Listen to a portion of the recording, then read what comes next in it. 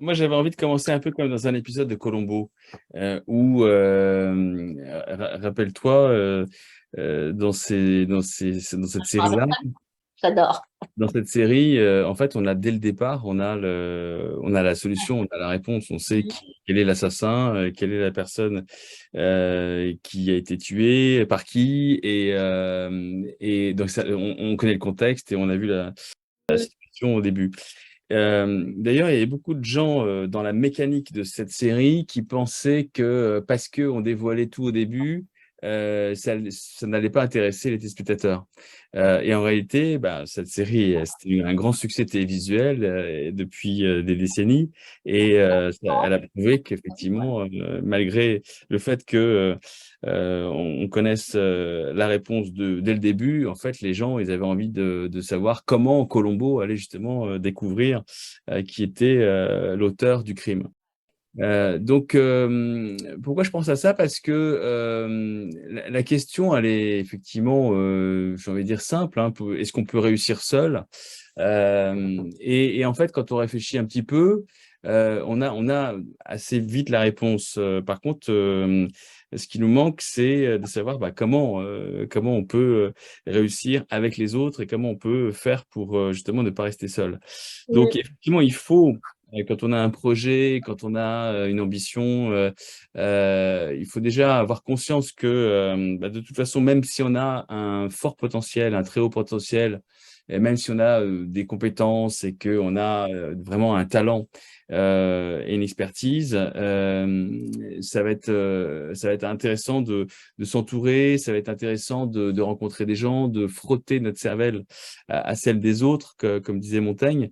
Et par conséquent, bah, il faut comprendre que on a besoin aussi on est des êtres sociaux et on a besoin du coup bah, pour réussir, on a besoin d'une équipe et on a besoin aussi parfois de rencontrer la bonne personne pour pouvoir passer à l'étape au-dessus. Et bon, moi, souvent dans ma carrière, effectivement, j'ai été amené à rencontrer des gens qui étaient importants et qui m'ont fait la courte échelle pour pouvoir passer à l'étape d'après. Donc, je vous expliquerai bon, bah, dans quelles circonstances. Et donc, je vous expliquerai un petit peu mon parcours à travers ce genre d'anecdotes. Mais avant, je voulais quand même revenir à des choses qu'il est bon de se rappeler.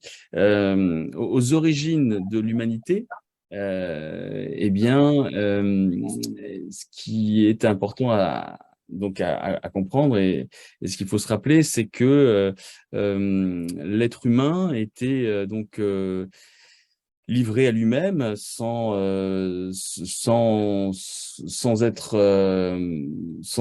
protection. Je veux dire, aux origines de l'humanité,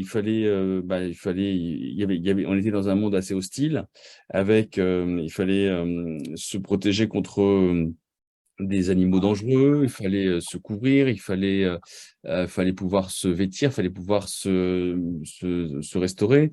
Donc, ça nécessitait de se regrouper socialement pour éviter d'être isolé dans la nature.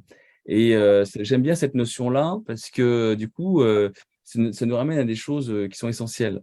Donc, se regrouper, c'est aussi comme ça que sont nés les villages, c'est aussi comme ça que on est passé d'habitations dans des cavernes isolées à des habitations dans des hameaux et puis dans des villages et dans des villes, parce que les êtres humains avaient besoin d'être ensemble pour se sentir plus forts et pour se protéger et voilà, donc avoir voilà, une protection. Donc ça, c'est une première chose. Ensuite, si on reprend la vie d'un être humain, que ce soit dans le ventre de sa mère, il est protégé par sa maman, dans le cadre de la gestation. Ensuite, après, lors de la naissance, l'enfant est protégé, le bébé est protégé par ses parents, par sa mère et par ses parents. Il est accompagné, il est éduqué, il est protégé par donc son entourage, parce qu'il est vulnérable. Et donc du coup, que ce soit aux origines de l'humanité ou dès notre naissance, en fait, on se rend compte qu'on a besoin de protection, et on a besoin finalement de l'aide des autres, de l'aide de nos parents, de l'aide de notre entourage pour pouvoir évoluer, grandir et donc du coup s'épanouir et se développer.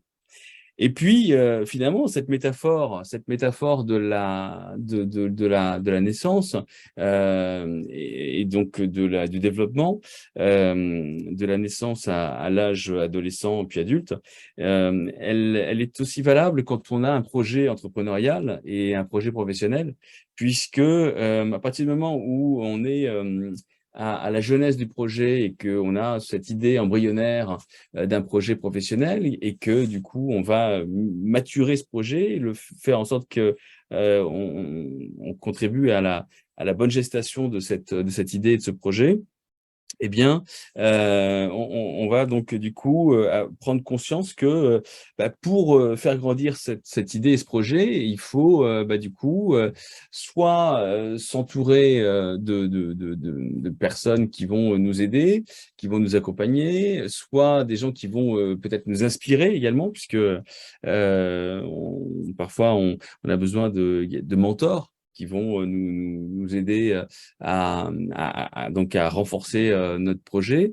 Et donc, du coup, c'est l'occasion à chaque fois de s'entourer de personnes, de s'entourer de mentors, de s'entourer de gens qui vont nous conseiller, qui vont nous guider, qui vont nous être un peu, voilà, une sorte d'éclaireur sur le chemin sinueux et parfois plein d'embûches sur le chemin de l'entreprise, de l'entrepreneuriat.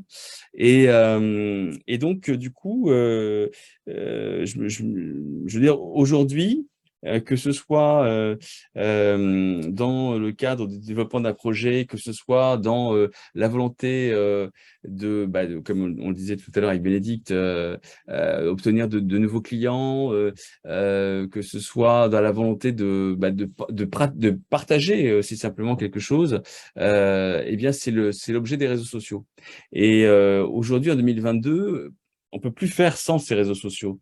Je veux dire, être absent de ces plateformes-là qui sont une opportunité plutôt qu'une menace, c'est vraiment se priver aujourd'hui de quelque chose que les gens qui vivaient il y a 30 ans nous auraient envié, parce que à l'époque, avant Internet, on n'avait pas la possibilité de pouvoir être en connexion avec le monde entier.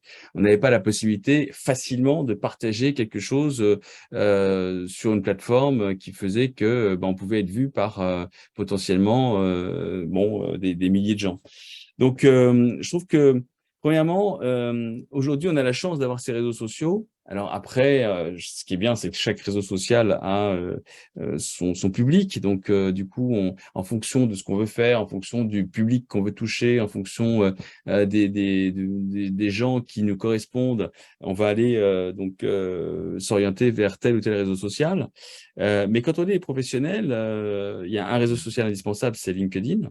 Et puis Facebook, ça reste un réseau aussi assez familial et assez,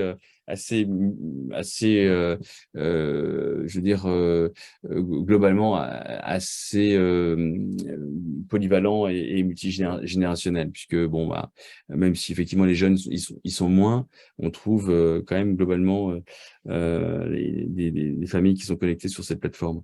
Donc, premièrement, donc les réseaux sociaux. Et puis les réseaux sociaux, moi, je voudrais juste rappeler une chose, c'est parce que souvent on me dit, mais moi j'ai du mal avec les réseaux sociaux parce que j'ai du mal à générer des likes, j'ai du mal à générer des commentaires, j'ai du mal à générer ce qu'on appelle de l'engagement. Et c'est vrai qu'on sent qu'il y a une sorte d'inertie, que tout le monde, les gens regardent, mais ils réagissent pas. Donc ça peut être assez démotivant. Mais ce qu'il faut comprendre, c'est que vraiment le concept du réseau social, c'est que c'est donnant-donnant. En fait, ce qu'il faut comprendre vraiment dans ces réseaux-là, pour effectivement se faire connaître, se faire des amis, élargir sa base de followers et sa base d'adeptes ou d'apôtres, c'est qu'en fait, si vous vous intéressez, si vous souhaitez que les gens s'intéressent à vous, il faut que vous vous intéressiez à eux. C'est-à-dire qu'en fait, si, parce que moi, j'ai une amie comme ça qui en plus a des photos magnifiques. Elle vit dans le sud de la France, donc il y a une luminosité. Elle habite dans un endroit formidable, avec piscine, les palmiers et tout. Enfin, vraiment, ça fait rêver. Et à chaque fois que je regarde ces photos qui sont superbes, pourtant, il y a quoi, une quinzaine de likes. Enfin voilà, pas grand-chose. Et puis, on en parlait l'autre jour et j'ai osé lui poser une question qui pouvait paraître un peu impertinente. Je lui ai dit, mais est-ce que tu likes les autres? Est-ce que tu, est-ce que tu lis les publications des autres personnes qui sont dans ton cercle, dans ton entourage? Elle me dit, bah non, non, moi, ce qui m'intéresse, c'est moi, hein, c'est ma gueule, quoi. C'est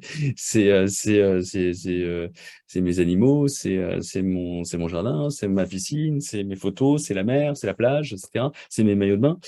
Donc, effectivement, tout ça était très beau, très esthétique, mais dans la mesure où elle ne prenait pas le soin de liker, de commenter, et de rebondir, je veux dire, d'avoir une interaction avec son premier cercle, et bien, du coup, effectivement, personne ne s'intéressait à elle. Pourtant, vraiment, ses publications étaient magnifiques, vraiment. Et ça fait rêver. Et puis, elle a la chance voilà, d'avoir un cadre de vie qui n'est pas donné à tout le monde.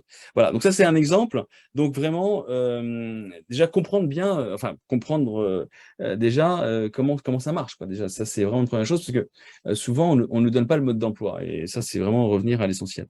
Donc, les réseaux sociaux, et puis après, il y a une autre chose aussi qui est importante à comprendre, c'est que quand on veut faire des connaissances, quand on veut garder un lien avec des gens, il y a quelque chose qui est indispensable, c'est de commencer à collecter des adresses email. Alors pourquoi? Parce que les réseaux sociaux, en fait, quand vous commencez à développer une communauté sur YouTube et que vous avez de jolies vidéos, quand vous avez une communauté sur Instagram, que vous avez de jolies photos ou des stories ou des reels, ou que vous avez commencé à avoir une communauté sur Facebook, vous n'êtes pas à l'abri qu'un jour, YouTube ou Facebook décident de vous couper votre compte parce qu'ils vont dire, bah, vous avez posté quelque chose qui ne correspond pas à nos standards ou à notre politique de publication, etc. Donc, du coup, si vous avez développé comme ça une communauté et qu'un jour on vous coupe votre compte, eh bien, vous perdez tout. Et là, en plus, vous pouvez pas vous retourner parce que comme la plateforme, elle appartient à des gens, enfin, à des sociétés extrêmement puissantes qui du coup, font ce qu'elles veulent. Elles sont maîtresses chez elles. Du coup, tout ce que vous publiez, finalement, leur appartient. Donc, du coup, il faut, en parallèle de ces réseaux sociaux, ça demande effectivement un peu de travail, un peu d'investissement, et puis du savoir-faire, et également aussi des outils. Et ça, on en parlera après. Mais du coup, il faut effectivement, en plus des réseaux sociaux, développer une base de données, donc avec des data, hein, comme on dit en anglais, et où on va collecter des adresses mail pour du coup vraiment se constituer une base qui nous appartient. Et puis pouvoir relancer les gens. Alors après, une fois qu'on a des mails, c'est pas le tout d'avoir les mails, parce que je connais aussi des gens qui ont des bases de données d'emails vraiment très très importantes. Et puis je leur demande, bah, alors du coup, qu'est-ce que t'en fais? Ah ben j'ai pas le temps. J'ai pas le temps. Je sais, il faut que j'envoie un mailing, j'envoie un par an peut-être pour les vœux, etc. En fait, ouais, mais ça sert à rien. En fait, une fois que vous avez des mails, bah du coup, il faut garder le lien, il faut maintenir le lien avec les destinataires des emails. Et donc, du coup, bah, il faut qu'ils puissent enfin, que vous puissiez vous rappeler à leurs bons souvenirs et que du coup, vous leur envoyez des emails régulièrement. Alors, la fréquence idéale, c'est une fois par semaine. Mais le minimum, vraiment, le minimum du minimum, c'est une fois par mois. Si vous n'envoyez pas à votre base mail un mailing au moins une fois par mois, ce qu'on appelle une newsletter mensuelle, franchement, les gens, ils vous oublient et ils savent plus qui vous êtes, etc. Et puis, en marketing, puisque là, on va aborder un peu l'aspect marketing, il faut comprendre que une audience, parce que votre base de données, vos destinataires de mails, c'est votre audience potentielle. Une audience, il faut la réchauffer. C'est-à-dire que du coup, si vous souhaitez leur vendre à terme donc un stage, une formation, puisque aujourd'hui c'est très très à la mode depuis le Covid, tout le monde vend des formations en ligne. Tout le monde s'est transformé en expert en tout. Et donc du coup, si vous voulez vendre des formations, vendre un séminaire, un sommet, une conférence, un visio call, eh bien du coup il faut réchauffer l'audience. Pourquoi réchauffer l'audience? Parce qu'au départ, les gens ne vous connaissent pas. Et par conséquent, il faut, déjà, inspirer confiance et leur inspirer confiance et leur montrer qu'effectivement vous êtes, expert ou experte dans votre domaine, que vous savez de quoi vous parlez, que vous pouvez, vous appuyer sur des anecdotes, sur des cas concrets, sur, des choses qui sont tangibles. Et donc du coup, pour réchauffer une audience, ça nécessite effectivement d'envoyer, plusieurs emails, de faire plusieurs publications sur les réseaux sociaux, d'inspirer confiance en montrant qu'on sait de quoi on parle. Donc ça prend du temps, encore une fois, et il y a une phrase qui me vient à l'esprit qui est, que de toute façon, le temps ne respecte pas ce que l'on fait sans lui. Et qu'effectivement, pour construire quelque chose de solide, de durable, de pérenne, ça nécessite, de toute façon du temps. Donc et le temps, c'est finalement notre plus grande richesse puisque, quand, voilà, on est, en bonne santé, en pleine possession de nos moyens et que du coup qu'on est passionné, on arrive toujours à trouver du temps. Même pour envoyer un email, même pour envoyer une newsletter. Alors au début, la newsletter, on va mettre 1 heure ou 2 heures à la fabriquer, parce qu'il va falloir, du coup, maîtriser le logiciel, savoir de quoi on va parler, construire le contenu, adapter, trouver les bonnes photos, les bons visuels, les bons titres, les bonnes accroches, et cetera. Et puis moi maintenant, une newsletter, je la fais en un quart d'heure. Donc, en fait, voilà, c'est la pratique, c'est la maîtrise qui font que, du coup, on va s'approprier les outils. Et ce qui faisait peur au début, il y a voilà, au début où on démarre et qu'on apprend à utiliser cet outil, après, une fois qu'on l'a fait plusieurs fois, ça devient une routine. Et donc, c'est comme tout, en fait, c'est de la pratique. Donc voilà, ce que je voulais dire. Ensuite, je voudrais évoquer une autre notion qui est, surtout quand on a, vraiment un potentiel, un haut potentiel, qu'on a un talent, quel qu'il soit, quand on a une expertise dans un domaine en particulier, quand on sent et quand on sait qu'on possède ça, et c'est pas donné à tout le monde, et quand certains hauts potentiels identifient parfois la médiocrité chez les autres et du coup ils se disent mais attends, c'est bizarre, je comprends pas. Moi, je me sens meilleur, je me sens supérieur parce que je possède telle qualité, telle capacité et pour autant j'y arrive pas et pour autant j'ai l'impression de pédaler dans la semoule, de pas avancer, vraiment j'ai l'impression de perdre, enfin, que les années passent et de pas me réaliser. Et je pense qu'il y a beaucoup de gens qui se trouvent dans ce cas-là.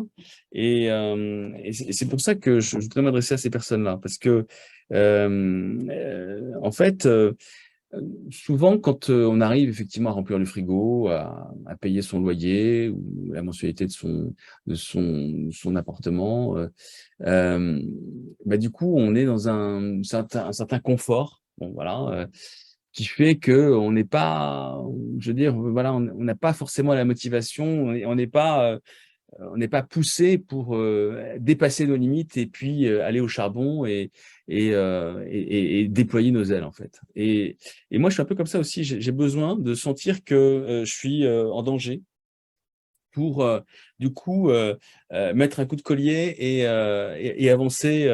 Avancer, j'avance par palier. C'est pas des progressions linéaires en fait, c'est des progressions vraiment qui sont parfois des chocs un peu en fonction des épreuves de la vie. Et donc du coup, j'ai remarqué que quand on est dans ce confort-là, du coup, on procrastine, on se complaît dans voilà, dans ce marasme quotidien. Et puis, du coup, bon, bah, voilà, comme il n'y a pas d'urgence, comme il n'y a pas de stress, comme il n'y a pas d'échéance, voilà. Et ben du coup, on se dit, bon, bah, c'est pas grave, hein, je le ferai le mois prochain ou je le ferai l'année prochaine. Bon, en plus, là, je vais me laisser aller jusqu'à décembre 2022. Et puis bon, on démarrera les bonnes résolutions en janvier 2023. Donc, en fait, on perd beaucoup de temps.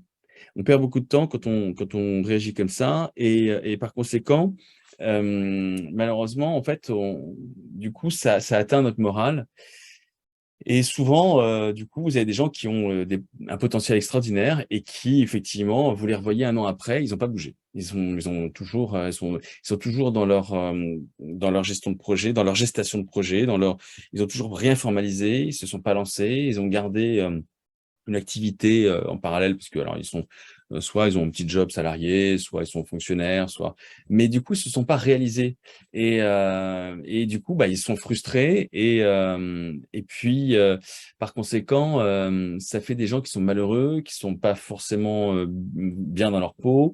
Ça rejaillit aussi sur, leur entourage. Parfois, bah, ça peut créer aussi des désordres, des frictions dans le couple.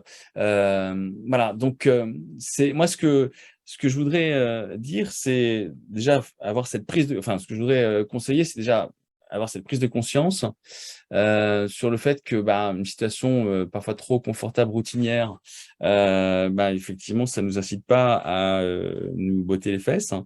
Et puis, il faut briser la chaîne. Briser la chaîne, ça veut dire que, il faut oser, oser, aller découvrir des choses nouvelles qui font parfois peur. C'est aussi, d'ailleurs pour ça qu'on n'avance pas. C'est parce qu'on se dit: «Mais attends, je connais mon environnement, je connais mon quotidien, je sais, voilà, comment va se passer le mois, je maîtrise la situation». Mais par contre, c'est vrai que si je bouge un truc comme dans un Mikado, hop, tout ça va être déséquilibré et par conséquent, effectivement, alors peut-être que ça va me permettre de passer à l'étape d'après, mais peut-être que aussi, ça va pas me convenir, peut-être que ça va me faire enfin, peut-être que je vais peut-être pas être à la hauteur parce que je me challenge, et que je me mets la barre trop haut. Donc du coup, ça en fait, je pense qu'il faut surtout vaincre ses peurs et oser, oser, oser une nouvelle vie, oser se mettre un peu en danger, sortir de ce qu'on appelle de sa zone de confort. C'est un peu une expression un peu voilà, facile maintenant que tout le monde connaît, mais, euh, mais en fait, c'est Einstein qui disait, j'aime bien être inspiré par des gens comme ça. Il disait, ce serait une absurdité de penser que en faisant toujours la même chose, vous allez obtenir des résultats différents. Et c'est vrai que vous avez des gens qui sont toujours dans leur routine de faire toujours la même chose. Ils maîtrisent leur quotidien, leur planning, leur semaine, c'est toujours pareil. Mais comme du coup, ils n'osent pas se lancer et puis tester et oser réaliser leur idée, leur projet, leur volonté, eh bien du coup, ils restent velléitaires. Et par conséquent, effectivement, ça peut durer comme ça des années. Donc, ce qu'il faut, c'est agir. Ce qu'il faut, c'est agir, c'est,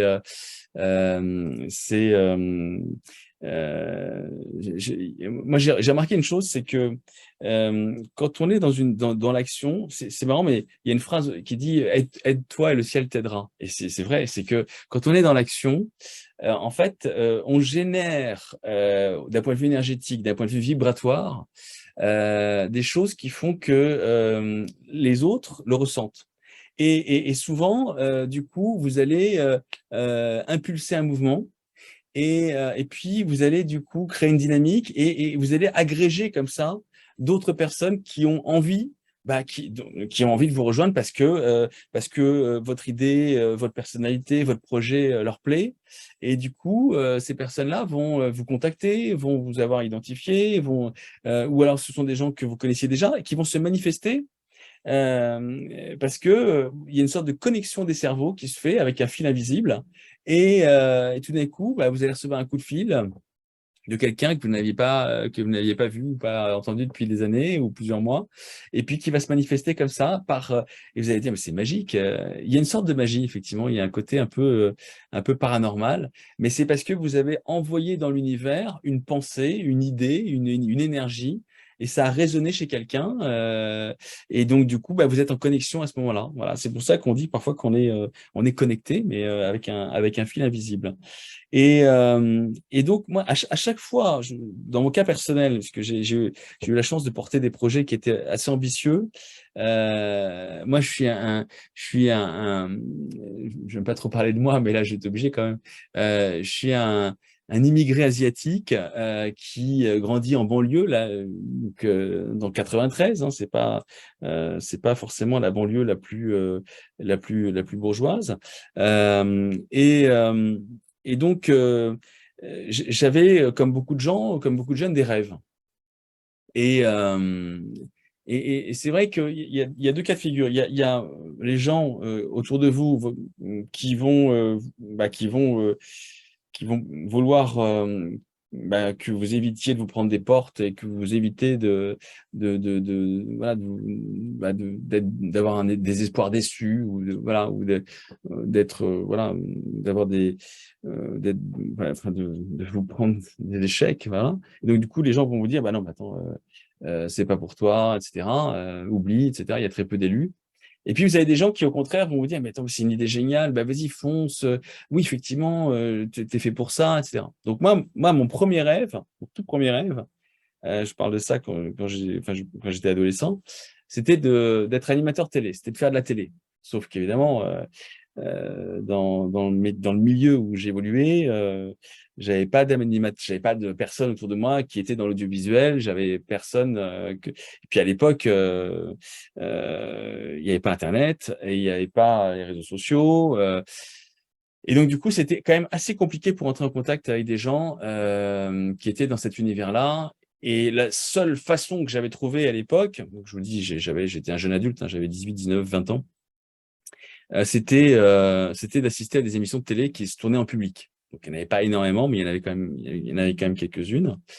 Et donc, du coup, c'est comme ça que, en allant sur des plateaux télé simplement rien que pour respirer l'odeur des projecteurs qui chauffent, l'odeur du caoutchouc du sol, l'odeur de cette atmosphère-là des studios que moi ça m'a toujours marqué et ça m'a toujours fait vibrer. Rien que pour ressentir ça, j'allais assister à des émissions dans le public. En plus, les productions étaient extrêmement ingrates parce qu'il fallait, quand on était dans le public, il fallait arriver 3 heures avant l'antenne, avant la prise d'antenne. Et puis, voilà, on a super chaud, on nous donne pas à boire, on n'est pas forcément bien accueillis, etc. On est du bétail et on est parqué, voilà. Donc, et on nous demande simplement de faire la claque. Donc du coup, malgré tout ça, moi, ce que j'aimais, c'était cette ambiance de voir toute cette équipe qui grouillait sur un plateau où chacun avait sa fonction, j'identifiais les tâches de chacun, etc. Et j'apprenais beaucoup en regardant. Et c'est comme ça que j'ai pu, après les enregistrements, aller au contact de ces professionnels et puis échanger des coordonnées et puis essayer de me faire connaître, etc. Et puis un jour, il y en a un qui avait gardé mes coordonnées, qui m'a appelé et qui m'a dit, écoute, voilà, Théo, bon, je sais que tu veux faire de la télé, tu veux rentrer à la télé. Voilà, moi, je suis au courant d'un casting qui va se passer à Bruxelles. Et donc, si tu veux, je te file le tuyau et tu y vas. Je te demande rien, parce que c'était un agent d'artiste. Il m'a dit, voilà, je te demande rien, pas d'argent, rien. Mais simplement, je te file parce que je te sens motivé et je pense que, voilà, là, tu as une opportunité, vas-y. Et moi, bon, à l'époque, j'étais au chômage et donc pas beaucoup de moyens. Et le casting se passait donc à Bruxelles. Et il fallait y aller en Thalys. Et le Thalys, à l'époque, je vous parle de ça il y a 20 ans, coûtait très cher. C'était vraiment un luxe, hein, de pouvoir prendre le Thalys.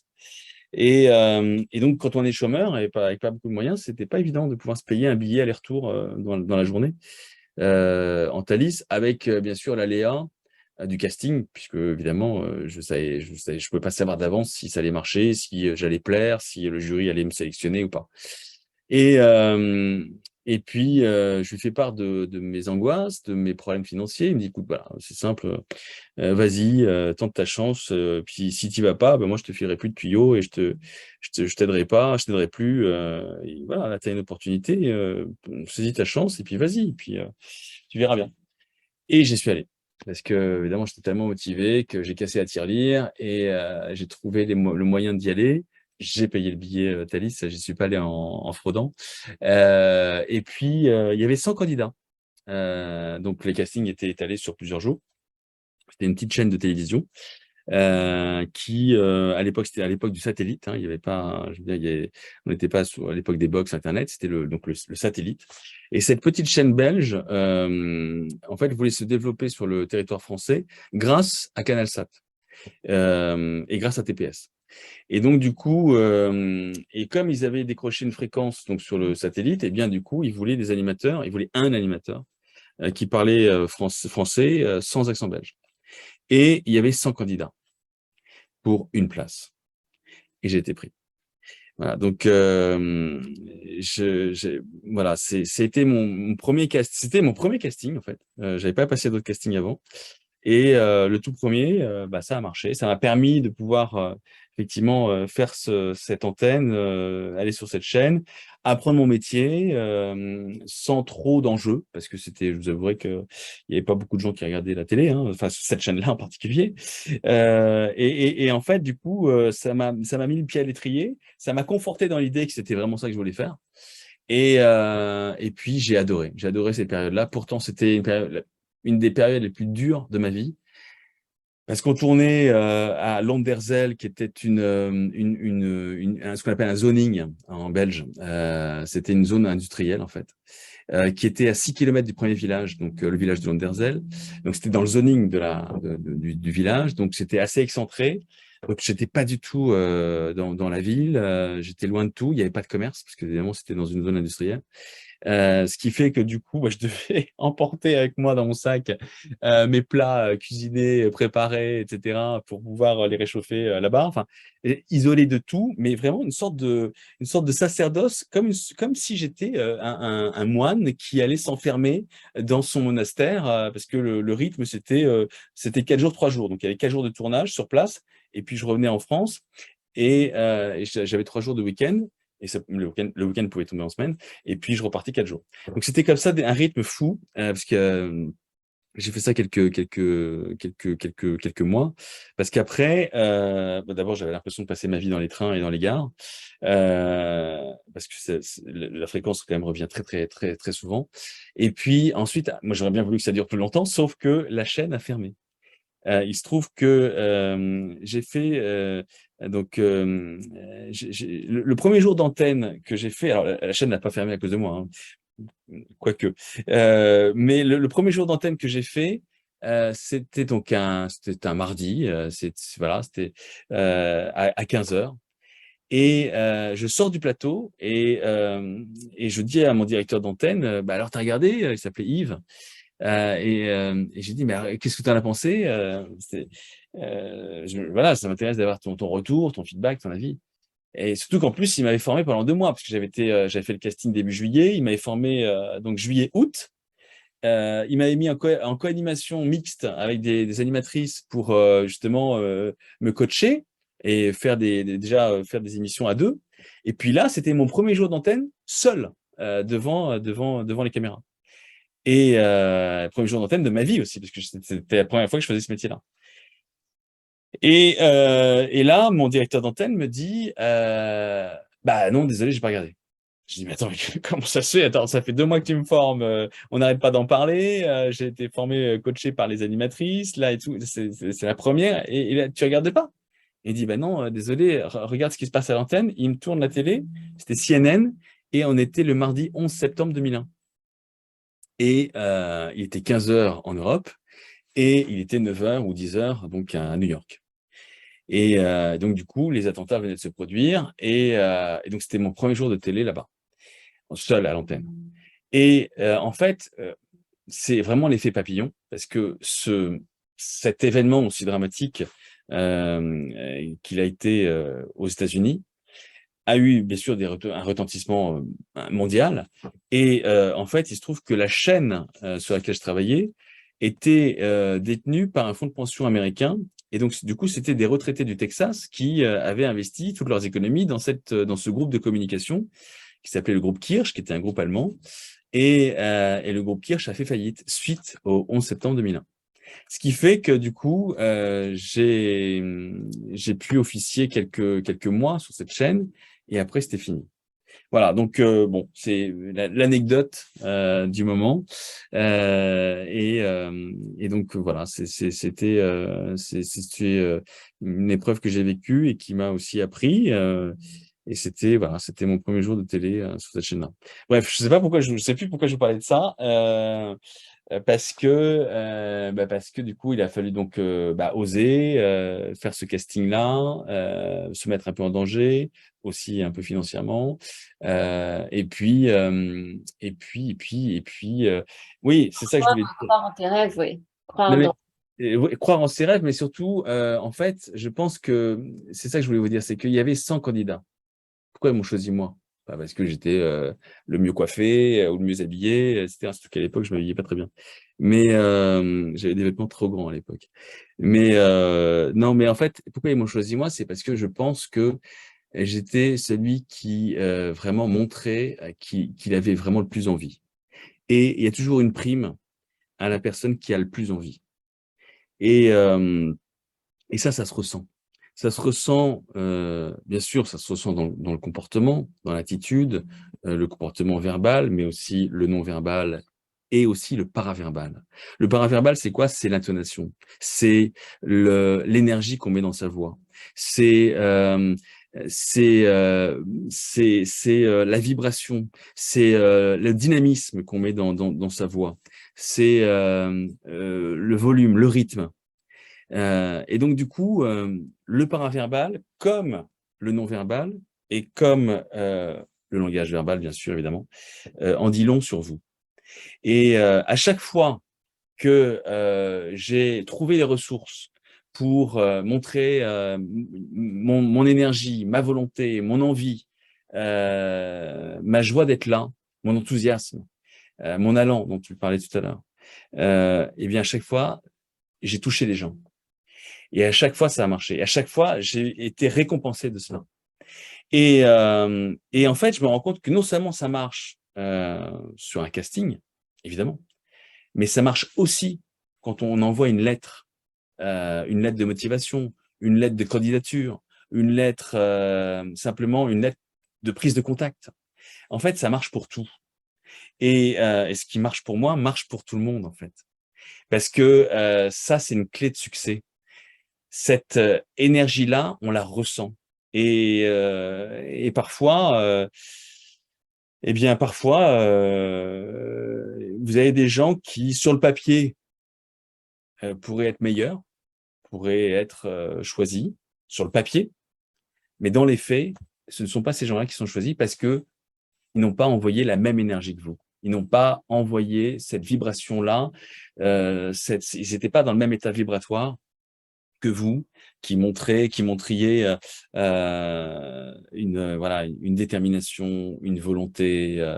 Et ça, c'est plus fort que tout. Là, on abat des montagnes et on enfonce des portes.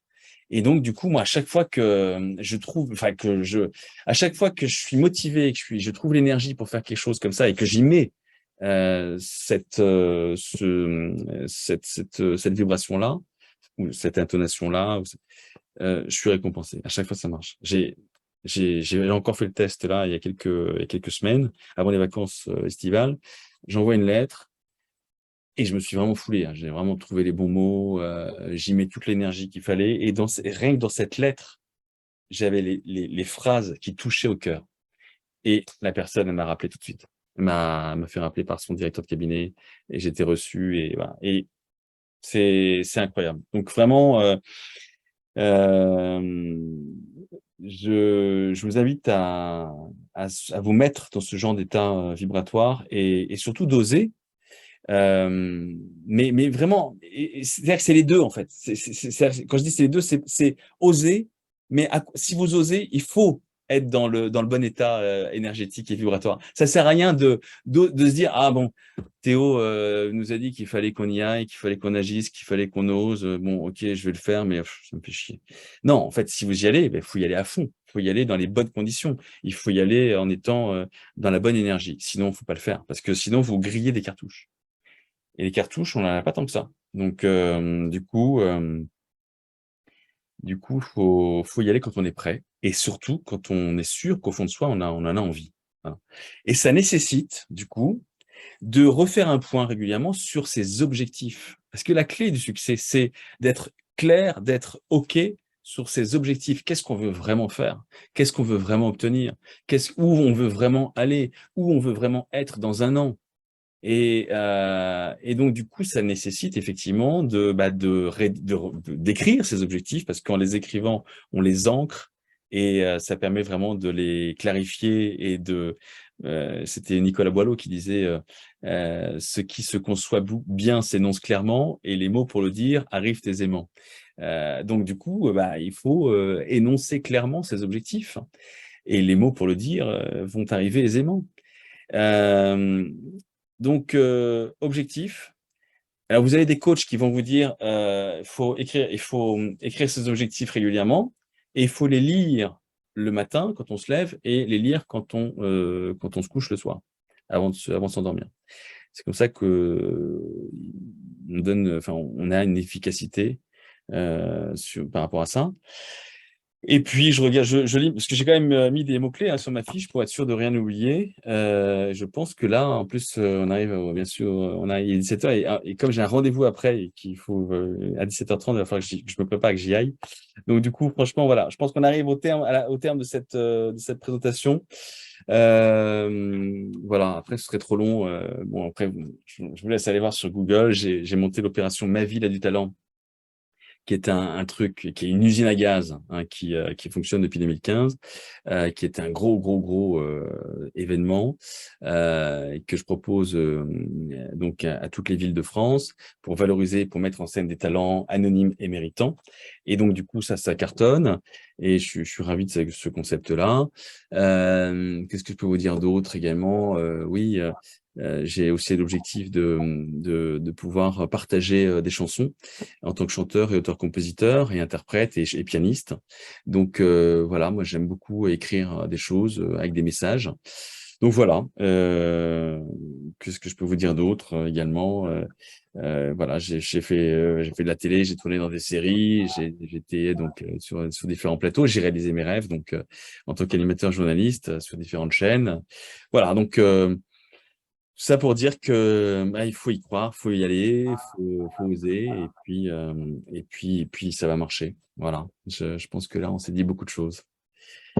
Voilà. Je suis désolé, il va falloir que j'y aille parce que j'ai un rendez-vous. Merci Théo. Voilà, c'était compact, c'était dense et il y avait plein de contenu enrichissant dedans et il n'y a plus qu'à passer à l'action Voilà. avec une bonne intention, les bons objectifs. Voilà. Ça va, Bénédicte? Ça va bien, merci. Bon, c'est des choses que tu devais déjà connaître. Oui, tout à fait. Ça rafraîchit. Ça fait du bien de se les remettre. Ah oui, il y a des. Et puis il y a l'expérience, le partage d'expérience qui est toujours inspirant, évidemment, et ton expérience est enrichissante. Donc, merci beaucoup. Merci à vous. Et puis, on garde contact sur les réseaux sociaux puisque j'en ai fait l'apologie. Moi, je suis sur LinkedIn, mais pas que. Je suis aussi sur Facebook, Instagram et YouTube. Et puis, voilà, moi, j'accepte tout le monde en ami et je serais ravi de prolonger donc cette discussion sur les réseaux sociaux et sur les différents chats. Voilà. Merci, Coralie, d'organiser ce genre d'opération. Et puis, pour un début à tout, j'ai voulu voilà, être là pour cette première, donc être encouragé. Et puis voilà, j'espère que ton projet va grossir pour que tu puisses partager de jolis messages humanistes auprès d'une large communauté. C'est ça. Merci beaucoup, Théo. Merci. Allez, je dois vous laisser. Fin de journée. À Au bientôt, revoir. les Salut, personnes qui merci. regardent les replays. Et puis, voilà. Merci. Au revoir.